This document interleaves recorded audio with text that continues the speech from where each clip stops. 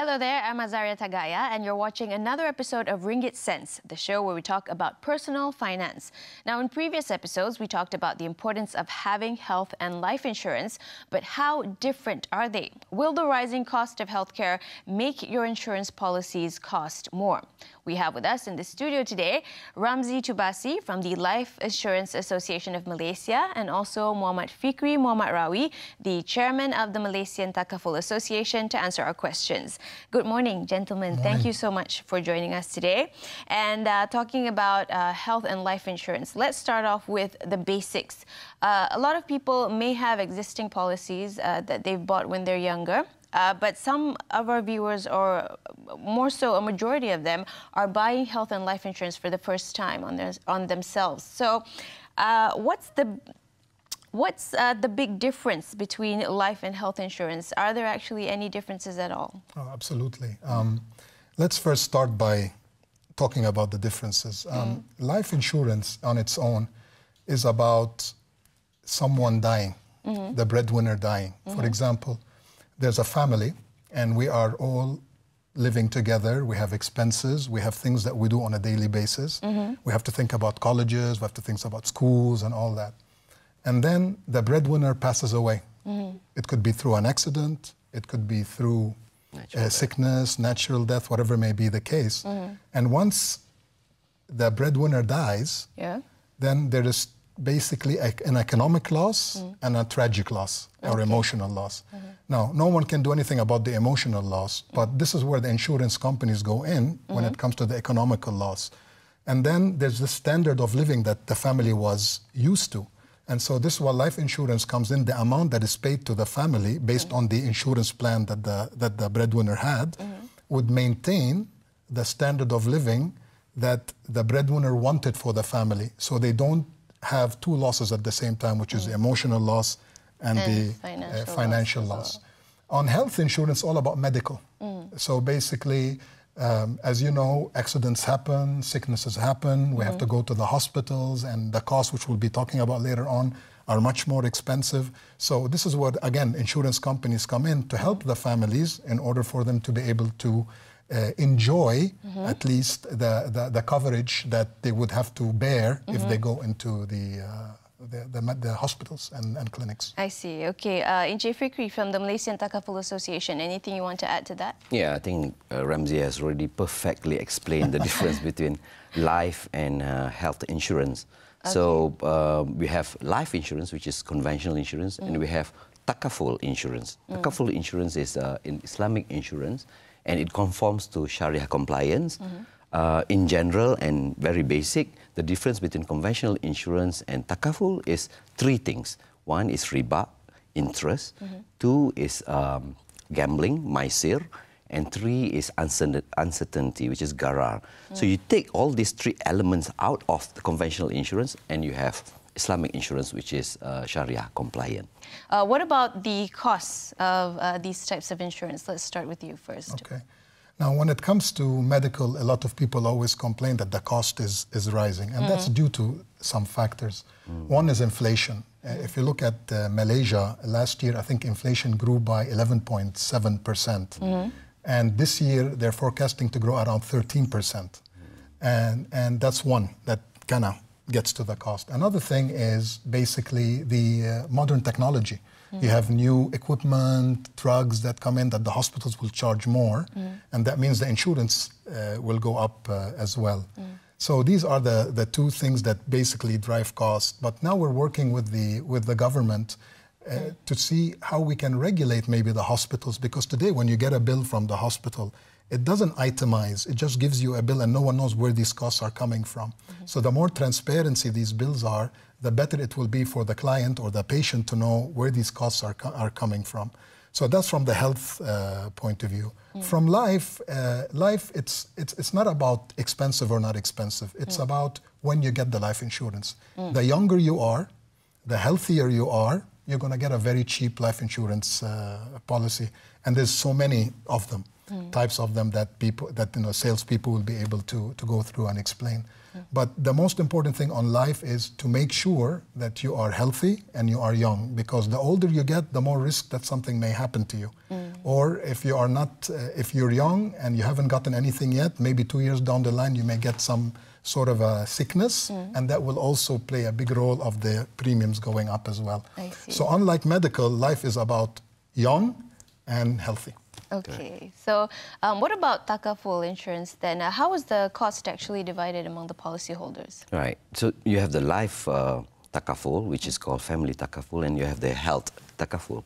I think in general, as far as health or medical is concerned, I think Ramzi has already pointed out the medical inflation. You can see that increasing trend.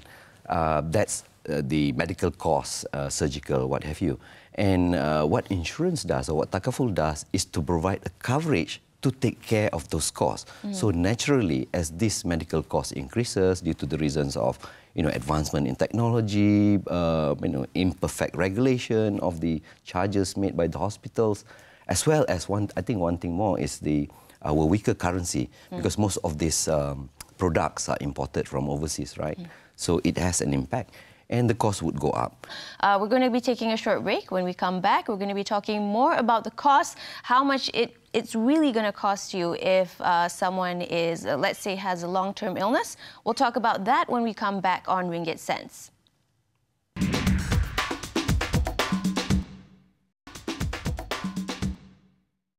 Back with us on Ringgit Sense. You're still with me, Azara Tagaya, and we are still with our two guests, Mr. Ramzi Tubasi from the Life Insurance Association of Malaysia, and also Mr. Muhammad Fikri Muhammad Rawi from the chairman of the Malaysian Association, the Malaysian Takaful Association. Sorry. Okay, so before the break, we talked about insurance, the basics about health and life insurance, and also Takaful. Now we want to talk really about the actual cost, how much it will cost. Let's say if someone gets into an accident is actually short-term. What about a long-term illness like cancer? And it's a young family with young children. How much will this actually cost the family in terms of getting treatment, long-term treatment for the patient? It is very essential to have a health insurance policy. Let me give you an example. If you take a husband and a wife, 2 children, let's say 6 years, 4 years, statistics show that they average about 3,000 ringgits in expenses on a monthly basis. So imagine me as the breadwinner, I get lung cancer. Yeah. I get lung cancer now. If you look at the costs of lung cancer, early detection is about 35,000 ringgits. If I catch it later on, that's about 100,000. So you see 3,000 expense, and now between 35 to 100,000 now that the family has to bear. How are they going to make ends meet? That's why it's always essential to have the health side of it. And of course, I want to always promote life insurance, because life insurance is essential as well, because God forbid this leads to death, the family is also covered to maintain that standard of living that we spoke earlier about. If I'm not mistaken, I think the highest cases of cancer in Malaysia relates to breast cancer, for example. And if I'm not mistaken, the total cost, which is the full cost, depending, of course, on the level of your illness, it's around 350,000. Similarly, lung cancer, I think it's also around 350,000, and that goes up by the year. And that takes all the, the treatment, the chemotherapy and all that. So 300,000, 350,000 and more. That is the cost of a house, something that you save for your lifetime, So if that befalls on the family, on the breadwinner of the family, you can imagine how much the family has to bear on the cost. What about some people who take insurance and takaful just as a form of investment? Is it actually a good way of saving up your money? We'll start with you, Mr. Ramzi. Sure. To me, I never like anybody to take life insurance as a form of investment. Life insurance, first and foremost, is about protection. This is the most important thing. Now, are there investment elements in a life insurance policy? Absolutely. But let me give you a small example to show why it's important to have life insurance before you have any investment vehicle. Today, if I'm just investing, and all I want to do is, let's say, have 300,000 ringgits in 5 years, let's say, in my investment. Yeah. And I die tomorrow. God forbid I die tomorrow. What happens to me? What happens to the family? I didn't get that investment, so what's going to happen to the family? With life insurance, we have certain products that would help in investment, but you have also the life insurance cover. which will be there, that you would have spoken with the sales individual, with the financial consultant, and known about what the family's needs are.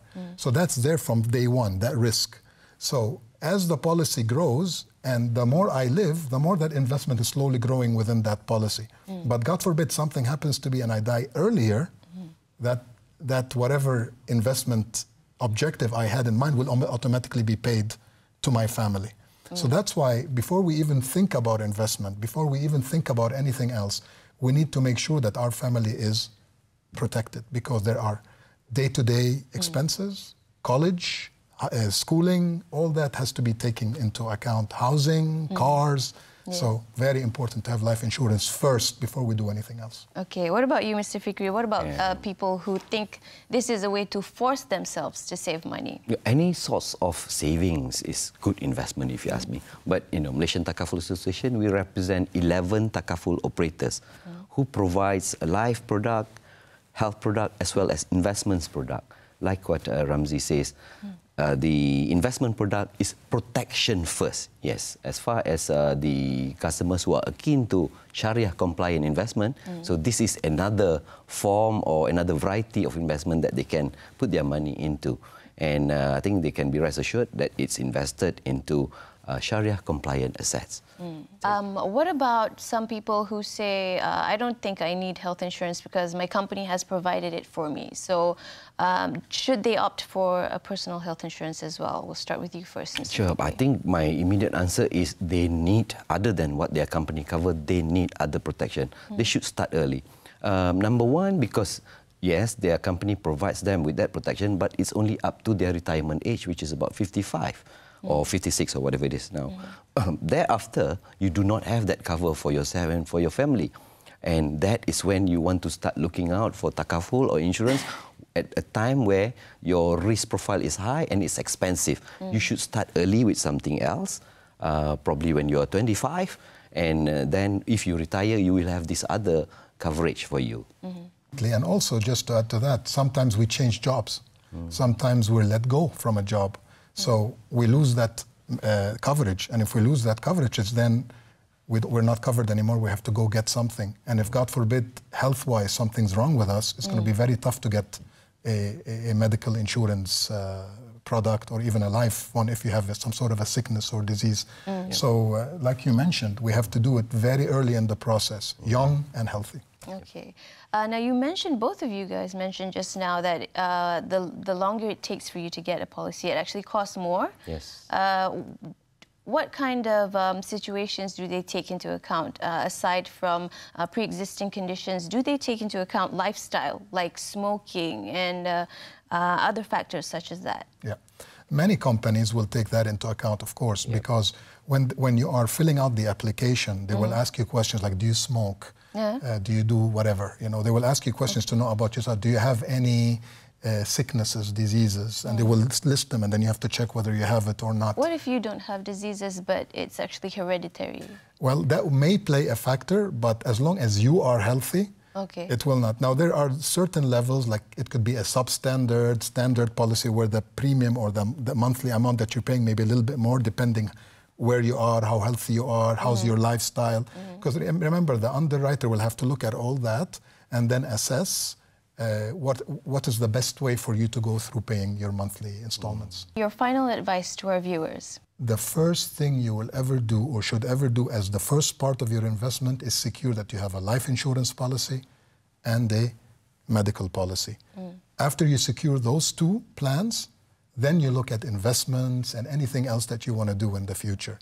Because these are the two essential things for the future for you and your family. That's the best gift you can ever give to your family, are those two insurance policies. The best gift, I think that's correct. Okay, thank you so much for joining us today on Ringgit Sense, Mr. Ramzi Tubasi from the Life Insurance Association of Malaysia, and also Mr. Muhammad Fikri Muhammad Rawi, the chairman of the Malaysian Takaful Association. Thank you so much. Thank you. Thank you. Well, guys, hopefully our discussion today has managed to inspire some of you, those of you who haven't had insurance yet, to get yourself covered or at least go and get some professional advice on the matter. We're going to be taking a short break. When we come back, we have more with you on Ringgit Sense.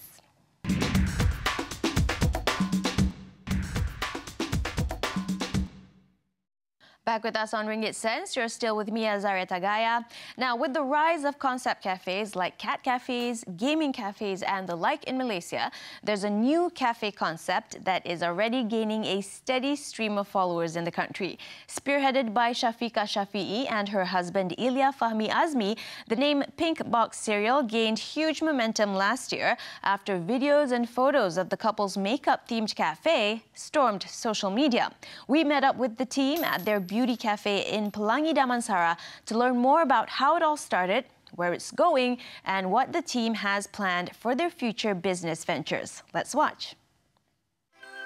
Chances are you've seen the videos and photos of this beauty cafe on your social media feed.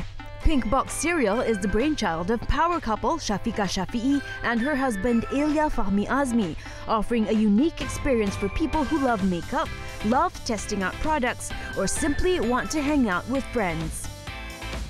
Pink Box Cereal started as a YouTube channel where Shafika, as an influencer, she did makeup tutorials and skincare tutorials.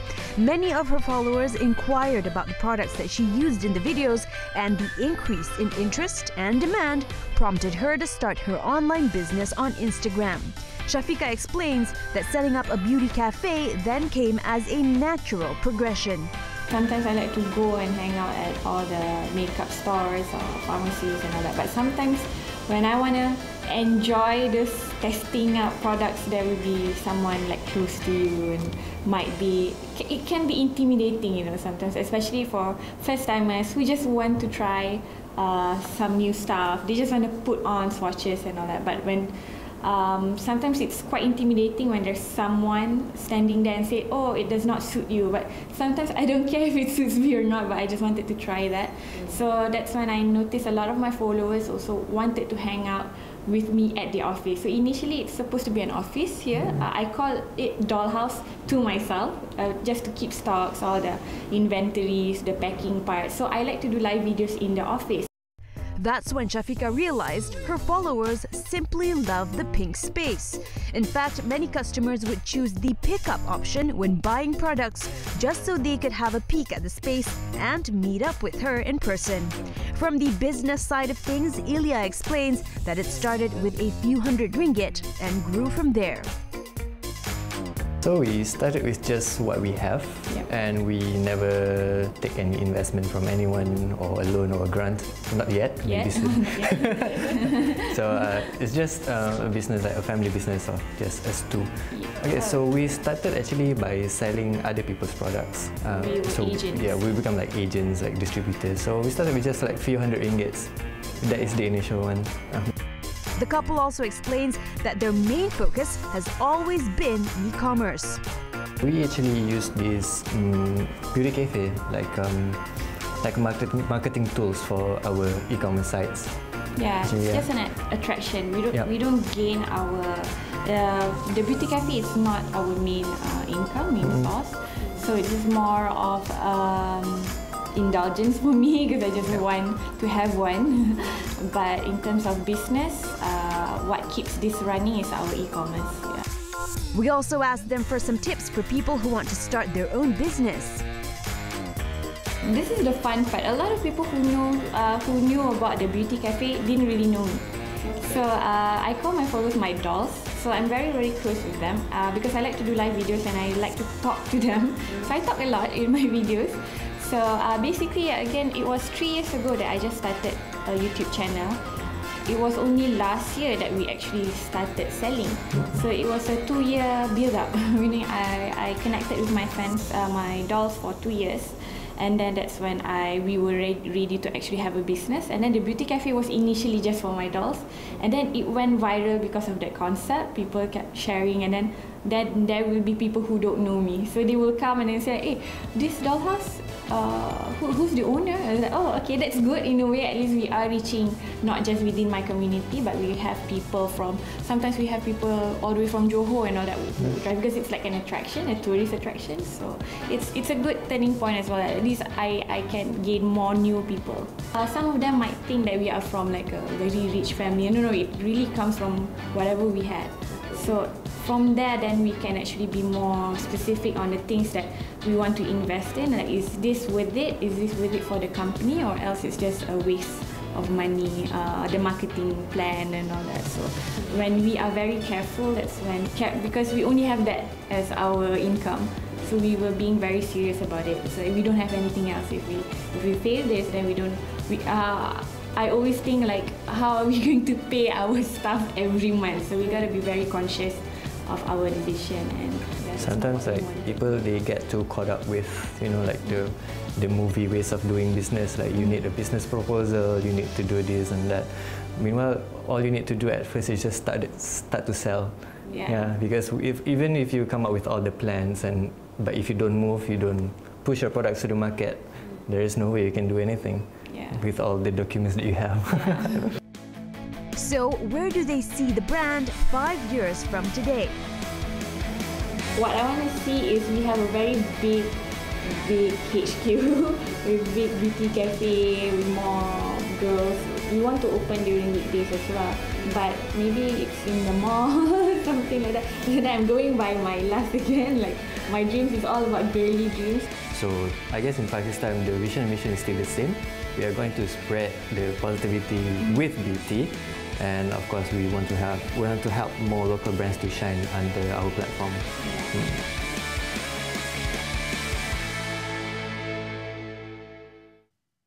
Well, there you have it, a little backstory on Pink Box cereal. Hopefully stories like these can inspire some of you who want to start your own business someday. To catch up on these stories and other interviews that we shared on the show, connect with us on Facebook, Ringgit Sense TV3. We'll see you next week with more personal finance tips. Until then, I'm Azaria Tagaya. Invest and save wisely.